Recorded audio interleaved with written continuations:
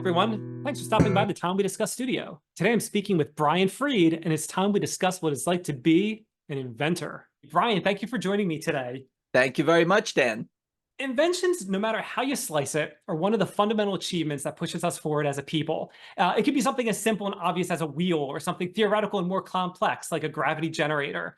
Now, whenever I'm speaking with someone in the morning and they ask me how I'm doing, invariably I like to say something like, I'm doing great, and the day is full of all kinds of possibilities.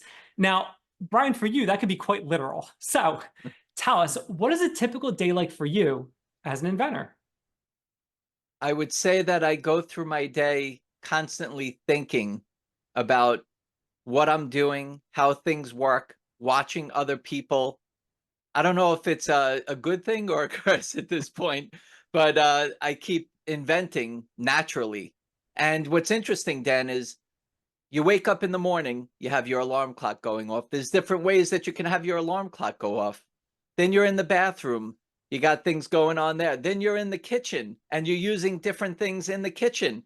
Then you're out driving, right? So I'm in the car, maybe there's people in public transportation, whatever, on the school bus, and there's just all things in your daily routine that you're doing. And that's what I do, is as I'm going through my daily routines, you start to wonder, like, okay, this is getting repetitive, but this takes me 2 steps to do. Can I do it in one? Can I make my life easier, or am I just going to drive myself crazy? And once I do figure out if it's something that could be, is it only for me or is it for other people? And that's how I kind of figure out what my window of opportunity is before I keep on inventing with that particular idea. So, Brian, it sounds like you're very naturally inquisitive. So, have you always been that way, going down that road, or did you have a single aha moment that kind of led you down this path? What was that like? I used to kind of think about how things work quite a bit. I wasn't that great in science, but I think that just finding things interesting kept me going through my childhood. And then just starting to realize that maybe I don't have exactly enough patience for things. I start to watch and see things that I'm doing that kind of annoy me. And I want to be able to come up with a better way. And I think that's pretty much like anything that people do in life. There's a problem that you have or a challenge, and then there's a solution. So there's some people that say, I'll leave it for the next person. Or some people stop and say, you know what? I need to do something about it. And that's me. So, how long have you been doing this? I've been doing it since I'm a kid. But as I started to go through the different stages of my life, where I got married, especially, I think when I was a bachelor, but when I got married, that's when I started to watch how my wife might have been able to do things a little bit differently in the kitchen and just watching some things. And then I had my daughter, Alana, and I watched how the parenting things that we had to buy and do were sometimes a little too complicated for me, and I wanted to simplify them. So I started to just every stage in your life, things that you do, things that I'm aware of, just experiences, I think, are really what kind of trigger that in my mind to see if it's something that already exists. Is it a big enough opportunity? And then at this point, being doing this over and over again for myself and other inventors for 18 plus years, like I kind of have a routine of how to vet and see if an idea makes sense to work on or not. What was the first invention that you made that went through the process? You got a patent for it and everything. Went to market. What was the very first one that you made, and what complication did it attempt to fix? I came up with a bunch of ideas, I remember. I would say, Dan, that as I started to take it a little bit more seriously and say, I got all these ideas in my head. Why don't I just start jotting it down? So I started to jot them down. I made a spreadsheet. I put categories, and some of the categories were niche. Some of them were more mass market appeal. And I just started to narrow things down, but I always kept adding and then putting a line across it, strike through. But there's one right here. Where is it there? That one is, you can't really tell what it is. But when we used to go to like Madison Square Garden, I used to take my daughter, my wife, we went to Madison Square Garden, and we watched like Elmo's World or, you know, Princesses on Ice or whatever it was that we go to, you were kind of forced as a parent to buy a $12 Mylar balloon, and you tie it around the kid's wrist, and no matter how tight you tied it or loose, it would just fly on top of Madison Square Garden ceiling. And I started to realize that a lot of people were having the same thing. All their kids were bawling, crying, and the parents were like, "Oh, there goes $12." Right? And you'd either buy another balloon or you just listen to everybody else's crying. So I came up with this nylon wristband that had a metal D ring, the letter D ring on the outside. So when you bought the balloon with the ribbon, you tie it on the D ring. So now when the kids want to take it on and off, you can take it on and off.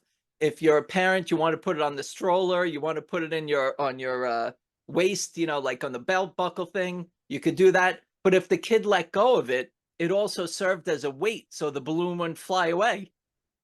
So I started to sell a little bit of them, not dramatic, not crazy, a lot of lessons learned, I would say. But yeah, that was one that I had fun with, and I got my daughter involved too. We did videos and all kinds of fun stuff. What was the patent process like? So I'm generally familiar with the copyright process, but I don't know much about the patent process. What was that like? A lot of people, when you're coming up with an idea, you get very excited, you get emotionally excited. It doesn't matter really what anyone says. This is what it is. And you feel like sometimes like, oh my goodness, I just came up with this great idea. I'm going to be a gazillionaire. And one of the most important things to do is to do a search, to do a patentability search, to see if your idea already exists. So what happens is a lot of people skip that step of doing the search, and they say, you know what? All right, I'll search. I'll go on page 1 of Google. Oh, I didn't see it. Oh, by the way, I had my eyes closed too when I was doing that, right? Or they go down the aisle of Walmart and they go, oh my gosh, it's not here. It doesn't exist. But doing a search gets you deeper into the archives of what's already out there to compare what you have to what's already existing. So I would say that it's really important to do that patent search and get a patentability opinion. So what you came up with compared to what's already existing in the patent office, and vetting that to see if it's something that you could call your own. And that's one of the biggest things, Dan. We could go through the patent process, but ultimately seeing if that idea that you have is yours is very, very important. And then there's the steps of kind of going through but first step 1, and then you want to try to create something that looks similar to what you're coming up with. So maybe making a prototype, and we can talk about that.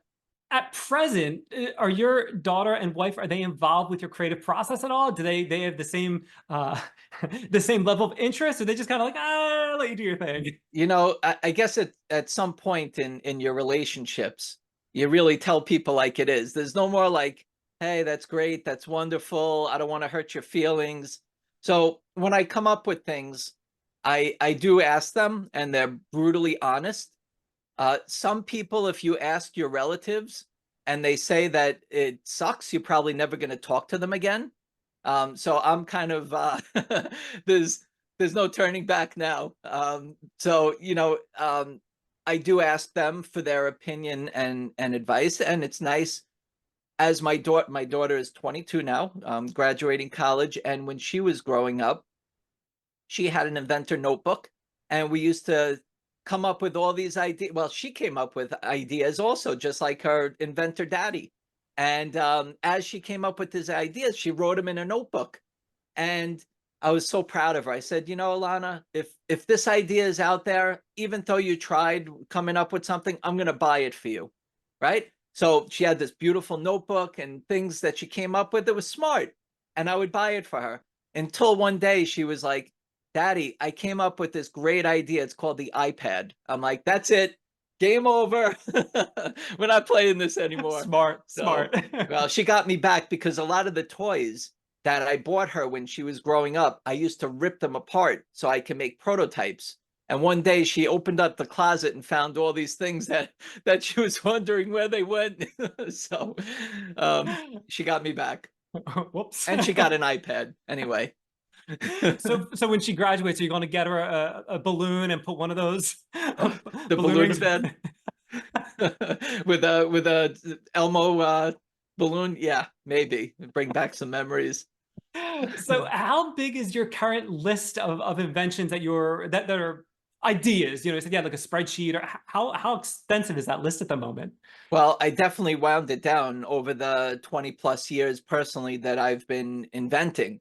So I have 15 issued patents.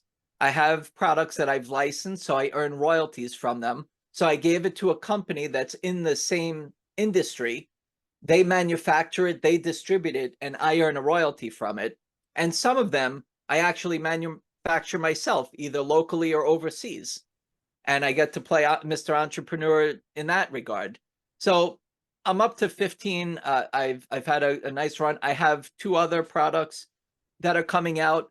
I've had a chance to be on QVC as an on-air guest, demonstrating my own inventions for almost 3 years.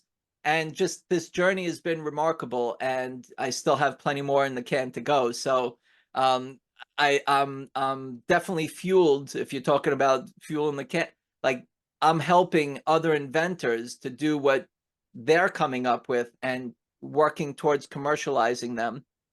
And that keeps me going too. So I'm working on theirs and kind of leaving mine behind, but I'm trying to balance it all out. But I could tell you, Dan, that there's a lot of people with great ideas out there. And you just have to be real and say, you know what? Is this something that is going to make me money? Am I going to put my time, effort, energy, and money into it? Money, time, energy, and effort, I should say, into it. And am I going to get a return? And a lot of times I help people to figure out that maybe they should just work on their next idea. And that's okay too, right? Because it's better than going in a big circle, spending all that money and just feeling not that great. So if you came up with an idea at some point, then you'll come up with another one, believe me. I've talked to other creative people, and they typically have different projects that are in different stages. For you personally, or do you follow that same model where it's like you have this particular invention? It's been through the process already. It's ready for manufacturing, distribution. This one I'm getting ready to submit it to the patent office, and then this one I'm still trying to figure out how it all works. Do you have something like that, or is it once you have one, you're kind of committed to that one and seeing it all the way through? It's interesting you say that because you brought back a memory for me. I had a great opportunity. I was at a trade show and I brought a bunch of prototypes and some of my inventions there, I guess at all different stages. And one of the buyers invited me to their office after the trade show. So I went there and I started to show all these different products at different stages. And one was like, I have this, it's a prototype. And the buyer said, I want this one. I'm like, what? I wasn't even going to show it to you. I want this one. So that was one of my biggest winners. So I think that just like anything else that you do in life, you have different tasks and responsibilities, and some you get done, and some are a few steps to getting done, and some are further away. I think different stages. So one might be in prototype stage, another one might be in patenting stage, another one might be where I'm knocking on doors, and another one I'm on Amazon working on ads. So I think that it keeps it interesting, and that's my own, but I'm doing this for other people too. So it's fun to kind of project manage or be a part of all these up and coming successes. And, some are challenging. It's not all, home runs. There's some singles out there, and some people do it to make a living and other people do it as residual income. Now, you talked about helping other people. How did that process start? How did someone did did you find someone that was working and you offered to help them, or did someone approach you? What was that like? I started to go to a local Inventor Club, and people started to ask me questions. And I, because I had some level of success at that point of manufacturing, commercializing my ideas, and it started to be, what, people were calling me. And then I said, you know what, there's more people that need this information. So I created my own Inventor Club, and I started to host a radio show. I wanted to get the word out and just get interesting guests on to give great information. And then I authored 3 books, and I just kept going, Dan. I was like, you know what, I want to be able to keep giving information out, because there was a point where I had an invention, and I brought it to an attorney, and I just kind of got led on quite a bit, and that frustrated me, and I was annoyed that I ended up spending money on something that I didn't need to. But but there's a chance. Realistically, we hit a brick wall, and we kept going. So, and along the way, people were trying to figure all these things out. So I kind of got really into it. And there was a point where it was like 11:30, 12 o'clock at night, and or in the morning. And my wife came to my office, and she's like, "What are you doing?" I'm like, "Well, I'm helping somebody." That, like, seriously, again, another night? Like, let's go. So I was like, maybe I have something here. I mean, I've had some things come out, and then I started to get more active, and people were like, "Wow, you got that person on your radio show, and you did this, and you got that." And so I think that was really the turning point to say, you know what, my time of saving people, well, my expertise as I listened to people's lessons learned, successes, interviewing high profile guests, to kind of put all that together to mold me to be able to give other people the right information or the best shot, or helping them to make better decisions, I think is really the sweet spot for me. That is so cool that not only you're creating tangible objects that help people, help the everyday person, but you're also giving out your expertise, or helping others with their own projects as well. That is so cool. Very, very admirable. Thank you. Um, so this is an interesting question I thought of while you were speaking. So back when I first started doing this show, one of my first guests was a self-published author, and she talked about writing the book, just every day writing a little bit. And once she got an editor on board, then it was like I'm actually like an author now. I have my own editor. I'm paying someone to edit my book, and that made me think of you. At what point did you look at yourself and say, I'm not just someone that like tinkering with stuff. I am actually an inventor. What was that like?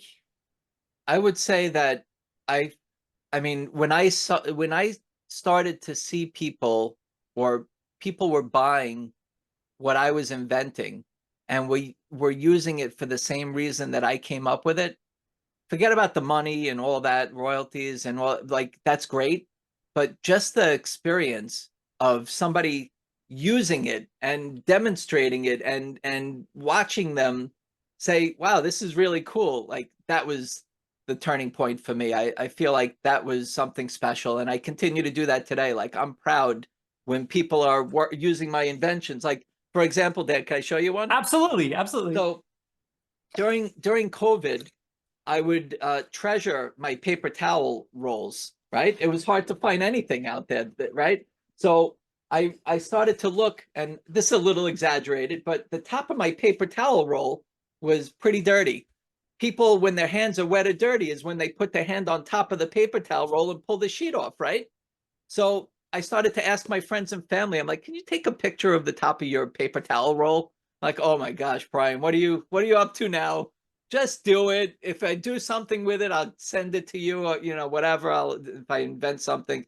So it was disgusting. They would send me pictures of like wet, dried out things and dirty. They're like, oh my gosh, I see what you're doing here. So I ended up coming up with this I'll flip this over here so it looks like nice and fresh.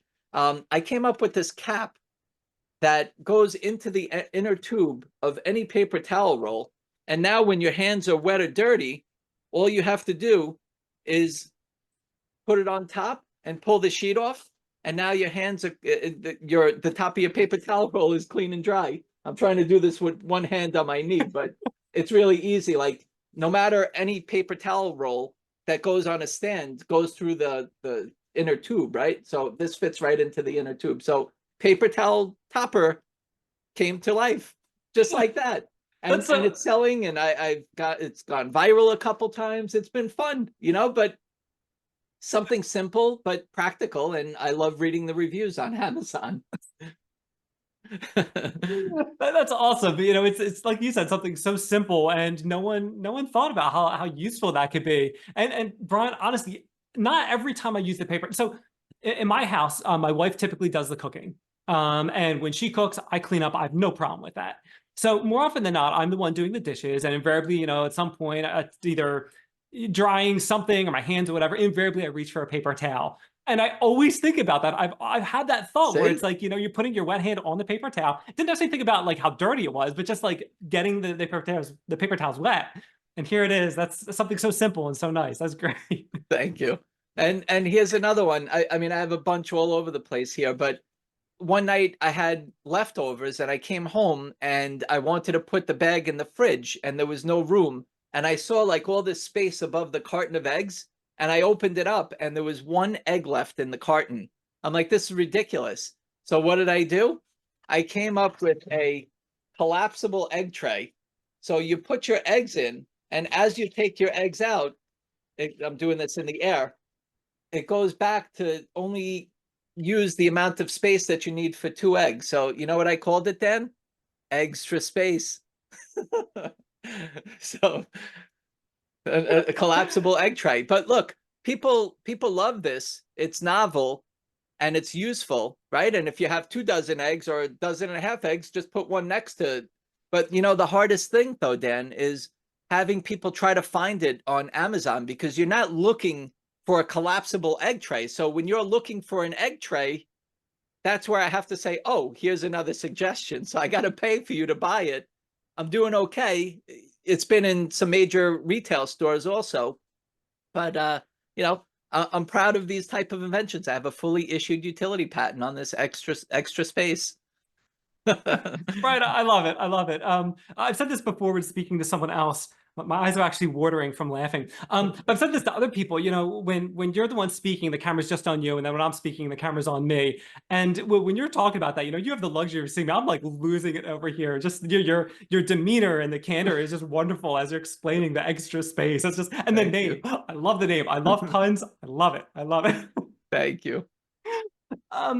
So if someone is looking to go down this road and become an inventor, how important are, like you said, you went to trade shows. How important are those? How important is finding like a local inventors club or something like that? What are some of these resources that exist that people would find to be very helpful?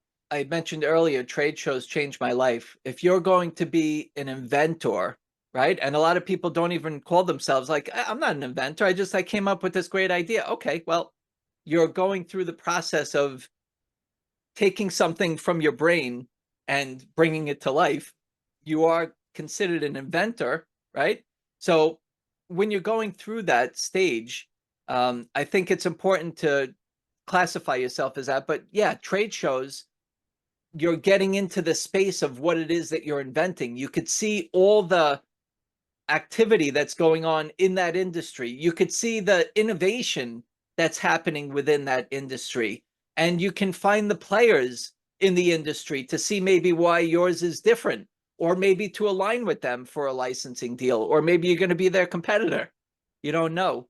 But as I've continued my journey, I've had the opportunity to found, I was running an inventor group in 2 counties on Long Island. I'm here in Long Island, New York.